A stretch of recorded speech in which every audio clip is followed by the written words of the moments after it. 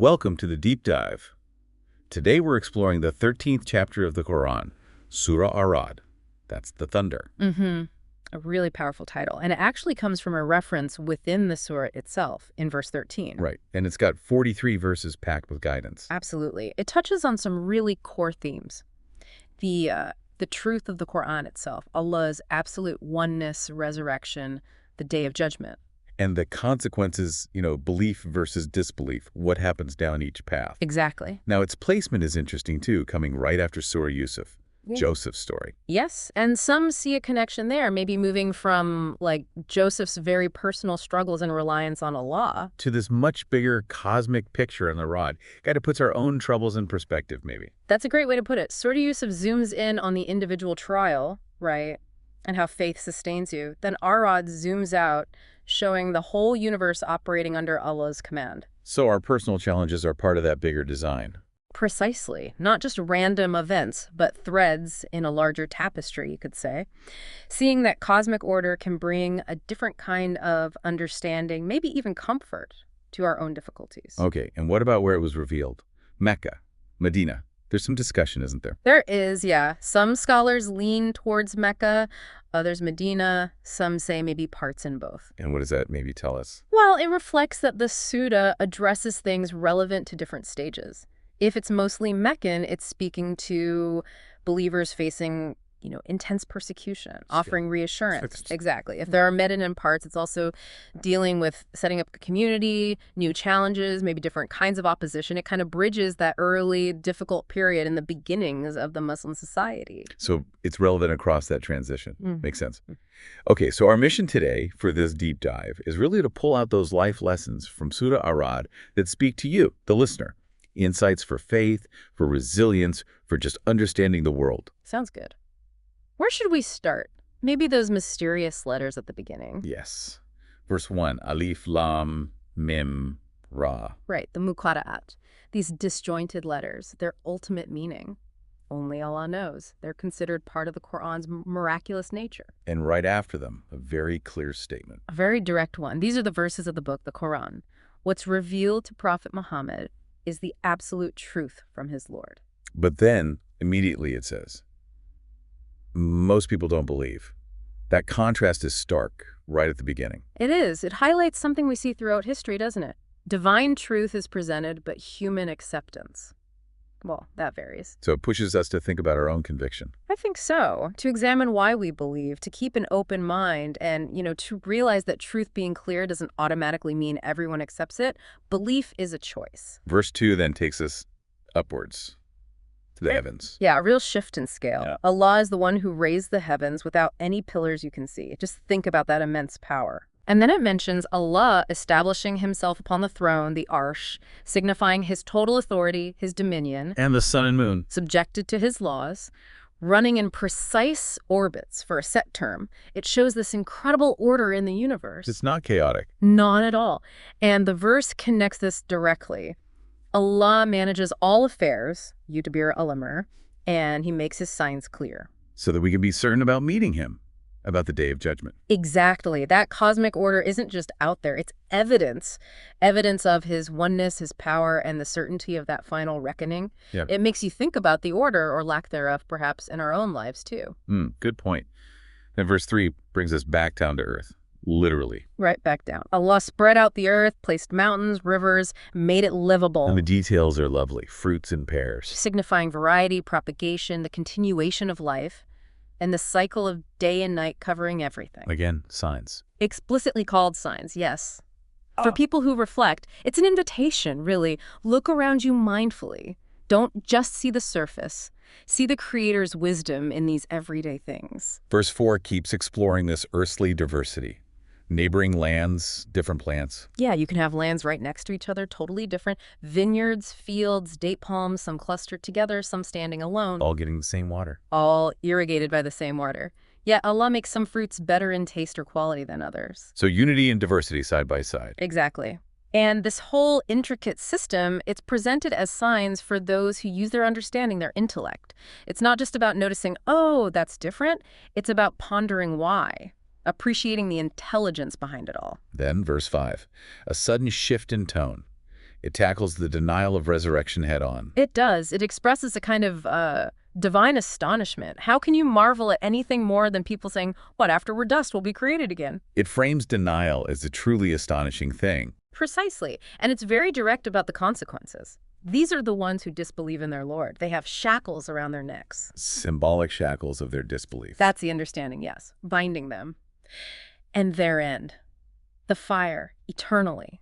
It powerfully affirms resurrection and the seriousness of rejecting it. It sort of implicitly asks, if you accept God created you once, why deny his power to do it again? Verse 6 gives us a window into the disbeliever's mindset. They seem impatient for punishment. It's strange, isn't it? They ask to hasten the bad outcome rather than seeking the good, like forgiveness or guidance. Instead of asking for mercy, they dare God to punish them. That's the attitude described. And the verse reminds them, look, exemplary punishments have happened before to people like you. But then immediately it balances this. Allah is full of forgiveness for people despite their wrongs. But he is also severe in punishment. It shows the flaw in their thinking, maybe focusing only on challenging God's warnings while ignoring his mercy, or perhaps misunderstanding both. Okay, verse 7. Back to that demand for miracles. Show us a sign.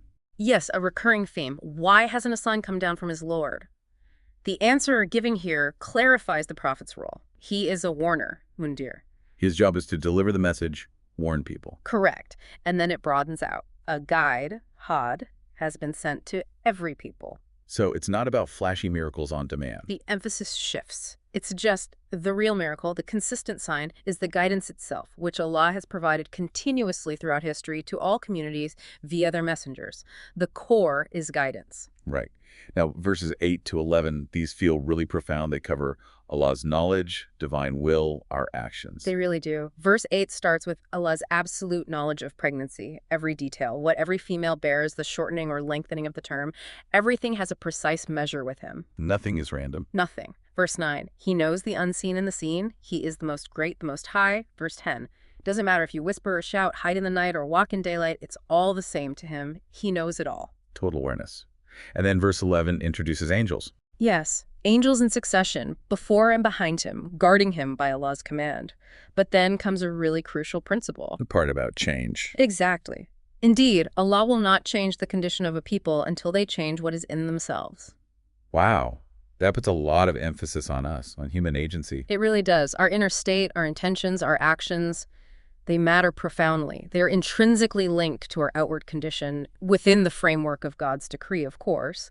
It's a message of responsibility. We have a role to play in our own fate, individually and collectively. And the verse ends with a reminder. If Allah intends punishment or hardship for a people, nothing can stop it. And there's no protector besides him. It's that balance, again, human agency and divine will. Okay, verses 12 and 13 swing back to nature's power. Lightning and thunder. That's right. Verse 12 mentions lightning, causing both fear and hope, fear of its destructive power, hope for the rain it might bring, and Allah bringing up the heavy clouds. And then the thunder itself, Ar Ra'd. Verse 13, the thunder glorifies him with praise, and so do the angels out of awe. And he sends thunderbolts, striking whoever he wills, even while people are arguing or disputing about him. So these powerful natural forces are also signs, reminders. Potent signs, yes. Of his majesty, his might, his ability to affect the world directly. They command awe and remind us of his ultimate power and justice. Verses 14 to 16 then seem to take aim directly at idolatry. Very directly. Verse 14. True prayer, true invocation belongs only to Allah. Anything or anyone else they call upon besides him cannot respond at all. To use an analogy, right? A vivid one, like someone stretching out their hands to water, trying to bring it to their mouth, but it can never reach. Futile. That's how praying to anything other than Allah is described. Aimless. And verse 15, universal prostration. Yes. Everything in the heavens and the earth prostrates to Allah, willingly or unwillingly. Even their shadows prostrate in the mornings and afternoons. It signifies total submission to the Creator's laws. Then verse 16 poses the ultimate challenge. It does. Say, who is the Lord of the heavens and the earth? The answer is inescapable. Say, Allah. And if that's the answer, then why take protectors other than him who have no power even for themselves? Can the blind and the seeing be equal? Can darkness and light? It uses these contrasts to show the absurdity of shirk, of polytheism. it demolishes the logic of idolatry. Completely. It asks, did these partners you associate with God create anything like his creation, making things confusing for you? No. The conclusion is absolute. Say, Allah is the creator of all things, and he is the one, the prevailing. Wow. Okay, verse 17. This parable about the floodwater and foam seems really central. It's a key parable in the surah, yes. Imagine rain falling, valleys flooding. The floodwater carries scum, foam, impurities on the surface. Okay. Then it draws a parallel, like when you heat metals in a fire to purify them or to make ornaments, scum rises to the top there too. Impurity surfacing. Right. And Allah says, thus does Allah present the truth and the falsehood. The falsehood, the scum, the foam, it disappears. It's transient, useless. But what's beneficial remains. Exactly. The water itself or the purified metal that people use that remains on the earth. So Allah uses these examples, these parables, to make the enduring nature of truth clear and the temporary, flimsy nature of falsehood. Truth lasts. Falsehood vanishes. Powerful image. Very. Verse 18 follows that logic, contrasting the outcomes. It does. For those who respond to their Lord, the best reward, Jannah, paradise. But for those who don't respond, even if they had everything on earth twice over to ransom themselves. it wouldn't be accepted, useless on that day. They will have a terrible reckoning, and their final destination is hell. What a miserable place. It really drives home the ultimate value of faith over any worldly wealth or power. The stakes are incredibly high. Eternally high. Now, verses 19 through 26 give this amazing, detailed description of the successful believers. Who are they? What do they do? It starts by asking, is someone who knows this revelation is truth the same as someone who's blind to it? Clearly not. Only people of understanding truly pay attention. And their characteristics. It lists them. They fulfill their covenant with Allah. They don't break pledges. They join what Allah commanded to be joined, maintaining ties of kinship, community bonds. They fear their Lord, and they fear the severity of the final accounting. They sound deeply conscious of God and their duties. Very much so. They are patient, seeking Allah's approval. They establish prayer. They spend from what Allah has provided secretly and openly. And importantly, they repel evil with good. That last one is interesting. Not just avoiding evil, but actively pushing it back with good actions. Exactly. It's proactive goodness. And their reward for all this. Gardens of perpetual residence, paradise. They'll enter it along with their righteous family members, parents, spouses, children, and angels will greet them at every gate. Peace be upon you for what you patiently endured. Excellent indeed is the final home. That sounds incredible. And the contrast. Those who break the covenant, sever ties, spread corruption for them. There's a curse in the worst home, hell. So it lays out the two paths very clearly. Extremely clearly. And it adds a point about provision. Allah gives abundantly to some, restricts for others according to his wisdom, and that this worldly life, its enjoyment is tiny compared to the hereafter. Puts things in perspective again. Yeah. Okay, then verse 27 loops back to the disbelievers asking for a sign. Again. Yes, they persist. Why isn't a sign sent down? And the answer Allah tells the prophet to give is very telling. What is it? Say, indeed, Allah sends astray whom he wills and guides to himself whoever turns back to him. So guidance isn't just about seeing a miracle, it's about turning towards Allah. That seems to be the core message. Allah guides those who sincerely turn to him, who repent, who seek him. It's about the heart's orientation. Which leads perfectly into verse 28, maybe one of the most famous verses in the whole Quran. It is incredibly well known and loved. Those who have believed and whose hearts find reassurance in the remembrance of Allah. And the confirmation. Unquestionably, by the remembrance of Allah, hearts are assured. Dhikrullah. That's the key to tranquility, to peace of mind and heart. A direct prescription. Find peace in remembering God. Simple, yet profound. Deeply profound. And finally, verse 29. A summary for the believers. A beautiful summary. Those who believe and do righteous deeds, tuba lahum wa husnu ma'ab. A good state is theirs. Happiness, blessings, and a beautiful final return. Paradise. Faith and action, together, leading to success. Inseparable. Yeah. That's the consistent message. So, wrapping up our deep dive into Surah Ar Ra'd.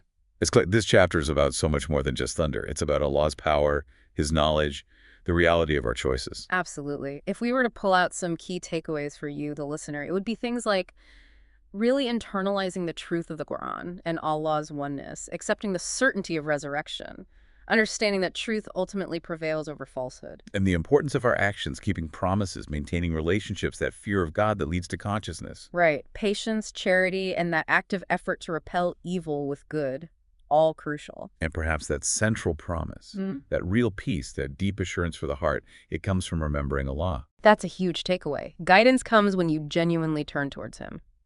So, a final thought for you to carry with you. We talked a lot about the order in the universe, the signs in nature that Surah Ar Ra'd highlights. How can reflecting on that interconnectedness, that divine design, maybe change how you see your own life, your own challenges? Yeah, how does seeing your life as part of that vast, divinely run reality shift your perspective? What parts of your life might benefit from looking closer, reflecting more deeply on these signs of Allah all around us and within us?